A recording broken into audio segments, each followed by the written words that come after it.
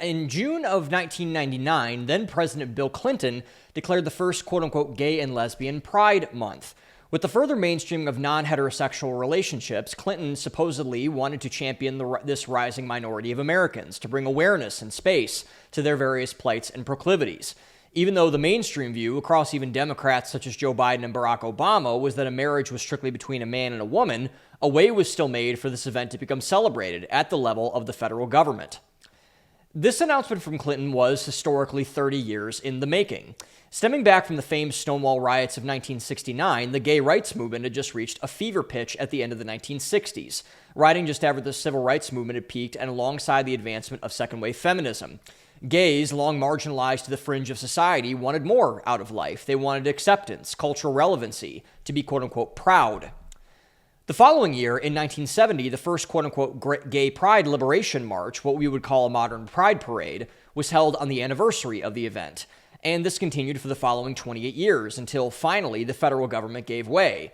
Even though they, at least at the time, held their ground in terms of parental rights and the proper constitution of a marriage, the government made way to acknowledge what would soon become known as the LGBTQ movement.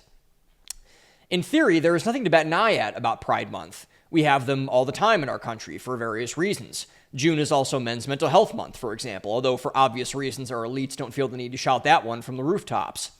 Particularly in the case of minorities in our country, they are cultural mainstays. February is Black History Month. March is Women's History Month. May is AAPI History Month, apparently. And the list goes on and on. What's the difference with Pride? Why does Pride seemingly get a more harsh rap than the rest, some might ask? It took me very long to understand the why behind this, because I, for the longest time, didn't bat an eye at Pride Month. I was very much a social libertine, a quote, live and let live sort of person. Who was I told myself, to question another person's personal lifestyle? Wasn't I, quote unquote, impeding their freedom by commenting on what I dubbed to be a social norm or not?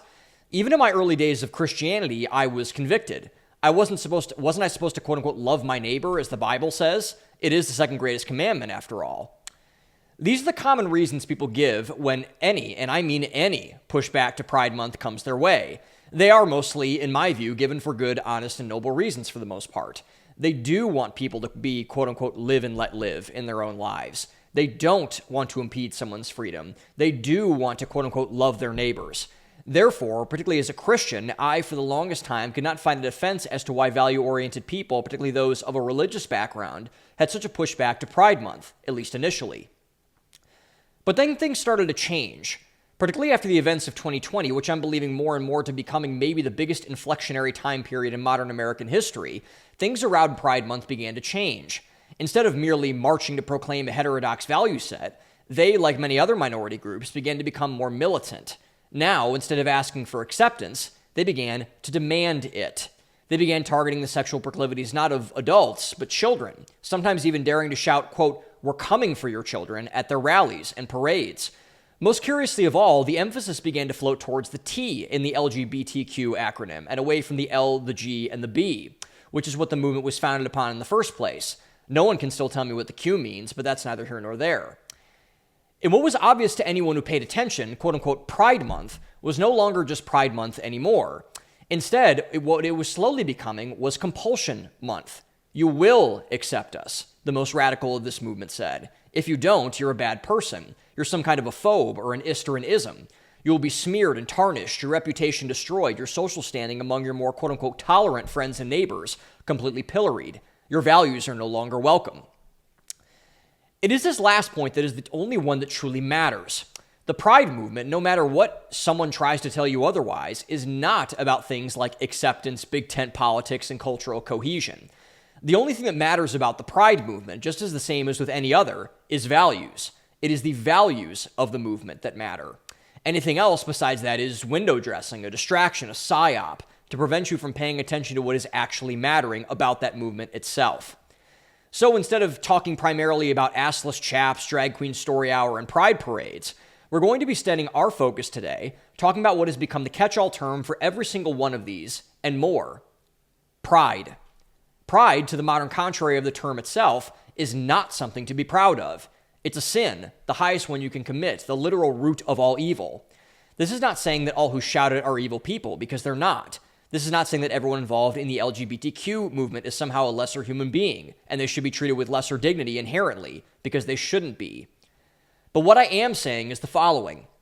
There must be limits to pride, as there is to everything. Particularly in the case of value-driven people, the only ones who are holding back the evaporation of everything traditional in society, we must not be afraid or ashamed to discuss what these limits ought to be. Our values have been declared as the enemy for far too long. If they can be quote-unquote proud of their values, it's high time that we follow suit. However, this must be done with actual argument and standing, not the screaming and yelling tactics of the modern insanity on either side of the discussion. We must discuss pride at its root, see what causes it, and dissect why it is actually a bad thing, not assert that it simply is a bad thing because we want it to be. That's pointless and stupid, as we've seen time and time again with every other issue under the sun. So that's a good enough place to start. Why is pride in general a bad thing? The biggest reason is because pride in all cases blinds you. It turns you away from reality, to the true, the good, and the beautiful, from the righteous things, towards things that are, by definition, not good, beautiful, or righteous. Your own hubris, your elevation of your values at the expense of the best values, becomes your downfall. Evidence for this, as is everything, is found in the only perfect thing on the earth and the ultimate source for all wisdom, the Bible. It is pride that convinces Eve to eat the fruit of the tree of the knowledge of good and evil, believing that she can be equal to God. It is pride that convinces Adam that he does not need to assert dominion over the Garden of Eden, his own hubris that convinces him that, no matter how negligent he is, nothing evil can seep into the garden. It is pride that convinces Cain to kill Abel, the Israelites to reject God for the golden calf, for David to kill Uriah, and for Solomon to look back on his life as the supposedly wisest man who has ever lived, repeating one word over and over again: meaningless. But the best example of why pride is functionally incorrect, as always, comes from the namesake of the Christian faith himself. The Pharisees, the religious leaders of Israel and the pinnacle of elitist pride, question Jesus as he is teaching and tries to snare him in a trap of words. One of the Pharisees, believing they will catch him in heresy, asked Jesus what the greatest commandment of all the 613 in the Jewish law is, a seemingly impossible question. Jesus, in return, makes mincemeat of them in one of the most famous rebukes in all of Scripture, stemming from the Gospels of Mark and Matthew, and quoting the latter here. Quote, Jesus replied, "Love the Lord your God with all of your heart, and with all of your soul, and with all of your mind. This is the first and greatest commandment, and the second is like it. Love your neighbor as yourself. All the law and the prophets hang on these two commandments." End quote. This is an extraordinary statement for multiple reasons. First, it's biblically accurate. Jesus does nothing here but quote the most foundational text of the Jewish faith, the Torah, specifically the books of Deuteronomy and Leviticus.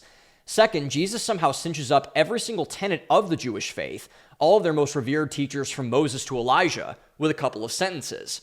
Third, he crushes any notion of religious pride with a snap of his fingers, saying that if you are enacting any set of values, religious or not, without having the highest values at the front of your mind, you are missing the mark by definition. And it is exactly that last point which is the most profound and the most prescient when it comes to the argument of modern pride. Steve Deace, one of the most important Christian thought leaders in the world today, sums it up better than anyone I had ever heard before.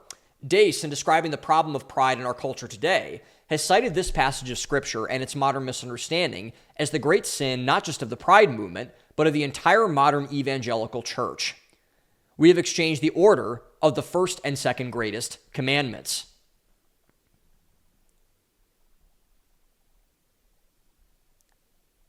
The Bible, as mentioned, is the only perfect thing on earth. Christ does not make mistakes. He does not mince words. He just means what he says, completely and fully. In his rebuke of the Pharisees, Jesus was perfectly clear when he said that loving God comes first and that loving your neighbor comes second. If you do not consider loving God before you love other people, you are missing the entire point, and therefore sinning against people by disobeying God's love and God's law. So that begs the question, how does one, quote unquote, love the Lord with all your heart and with all of your soul and with all of your mind? The answer to that question can be found in John 21, the final chapter of what I believe to be the greatest book ever written and the greatest exemplar of what it means to be a good Christian in the first place. The scene is set on a beach after Jesus' resurrection. Peter, who had just betrayed Jesus 3 times after claiming outwardly to be his most loyal disciple and the rock of his church, has gone fishing to take his mind off the catastrophic events of his world crashing down on him. However, as he casts his net out into the water, he sees the resurrected Christ on the beach, abandons his boat, and swims to him from the water. When Jesus reaches the shore, he sees Jesus and apologizes for his betrayal, confessing his sins before his Lord. The night of his denial of Jesus, Peter was asked 3 times if he knew Jesus. Peter famously said no all 3 times. When he confronts Jesus, the first time he's seen him since, Jesus, as poetically as ever, undoes Peter's sins by asking Peter a new question 3 times, the same one Jesus proclaimed to the Pharisees about the most important commandment. Quote, "Simon Peter, do you love me?" Peter says yes all 3 times. When he says as such, Jesus gives him 2 tasks in response: feed my lambs and take care of the sheep. In other words, he commands Peter, who's a fisherman by trade, to act the part of a shepherd. The 2 main goals of a shepherd: take care of the flock and keep the wolves out of the pasture. If a shepherd does these 2 things, the flock will prosper. The exact same thing is true with the church and with people generally. If you feed a congregation the things of God, the church will prosper. If you keep sin out of the church, righteousness will prosper. If the heads of the church, the people following in the footsteps of Peter, the elders, pastors, and priests of the church, do not do these 2 things, the church will descend into apostasy and chaos. Just as the world will be and should, we allow the hierarchy of values that define a culture to be upended. This inverse cultural tyranny is exactly why pride should not in any way be celebrated in our culture. Pride is antithetical to value structures, to the very things that hold up our institutions. The fact that we celebrate it so openly is as definitive proof as ever. It's just how far our culture has drifted from a value-oriented cycle of living. It is not about hating a group of people because of their sexual proclivities. It's not that at all. It's about hating pride, which leads to sin. It's not enough to avoid sin. To really live a life filled with freedom, you must hate sin and everything that causes it. This is particularly true when we hone in on values. Throughout the common course of history, immutable characteristics have been a powerful unification force. This makes sense, particularly when you think about the pre-globalized world. African people bonded together because they were African, just as Europeans did with Europeans and Australians did with Australians, for example. But this was really, at the end of the day, the core of what these tribal affiliations based on? I would argue no. Instead, what tribal affiliations were based on were a core set of community and survival. If you happen to be the same ethnicity or look the same, that was fine. However, at the end of the day, it was all about coming together for a common goal and purpose for moving civilization forward.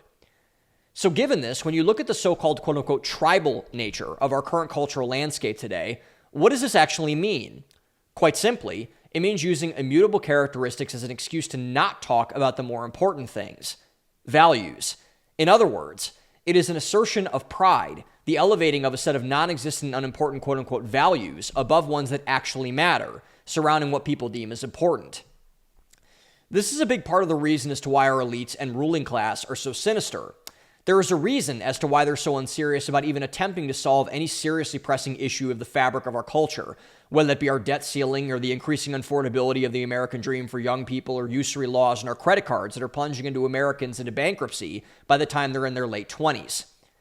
It's because they don't know how to fix them at all, as it turns out. Our elites have reached such a level of stupidity, such a level of gross incompetence, that the very problems their shareholders and voters have put them in place to fix are, to them, unfixable. It's much easier to talk about DEI or the amount of non-binary board members that you have at Citibank than to talk about why innovation in your corporation has ceased, why a product hasn't improved since you've taken over the helm, or why homeless people are still urinating in front of your local elementary school. One set of problems is far easier to solve, the other far harder. This is the result of a prideful society. When you get rid of values and exchange them for things that are inherently non-valuable, you'll get a society that elevates the non-valuable. You will get people who are non-valuable. This is not a good formula for any society that wants to be taken seriously in any form of endeavor. So, how do we solve this exactly?